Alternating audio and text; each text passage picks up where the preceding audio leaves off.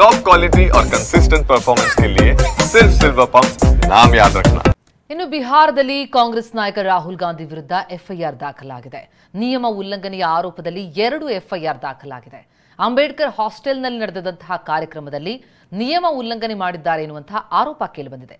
ಯಾವುದೇ ಅನುಮತಿ ಪಡೆಯದೇ ಈ ಕಾರ್ಯಕ್ರಮದ ಆಯೋಜನೆ ಮಾಡಲಾಗಿತ್ತು. ಅಂಬೇಡ್ಕರ್ ಹಾಸ್ಟೆಲ್ಗೆ ಅನುಮತಿ ಇಲ್ಲದಿದ್ರೂ ಪ್ರವೇಶ ಮಾಡಿದ್ದಾರೆ. ಅನುಮತಿ ಇಲ್ಲದಿದ್ರೂ ವಿದ್ಯಾರ್ಥಿಗಳನ್ನು ಉದ್ದೇಶಿಸಿ ಭಾಷಣ ಮಾಡಿರುವಂತಹ ಆರೋಪ ರಾಹುಲ್ ಮೇಲೆ ಕೇಳಿಬಂದಿದೆ. 2 ಎಫ್ಐಆರ್ ದಾಖಲಾಗಿದೆ. ಜೊತೆಗೆ ಬೇರೆ ಪಕ್ಷದ 20 ಕಾರ್ಯಕರ್ತರ ವಿರುದ್ಧವೂ ಕೂಡ ಕೇಸ್ ಆಗಿದೆ. ಅಂಬೇಡ್ಕರ್ ಹಾಸ್ಟೆಲ್ನಲ್ಲಿ ನಡೆದಂತಹ ಕಾರ್ಯಕ್ರಮ ಅನುಮತಿ ಪಡೆದಿರಲಿಲ್ಲ. ರಾಹುಲ್ ಗಾಂಧಿ ನೇತೃತ್ವದಲ್ಲಿ ಕಾರ್ಯಕ್ರಮ ಆಯೋಜನೆಯಾಗಿತ್ತು. 100ಕ್ಕೂ ಹೆಚ್ಚು ಕಾರ್ಯಕರ್ತರು ಸೇರಿ ಆಯೋಜಿಸಿದ್ರು.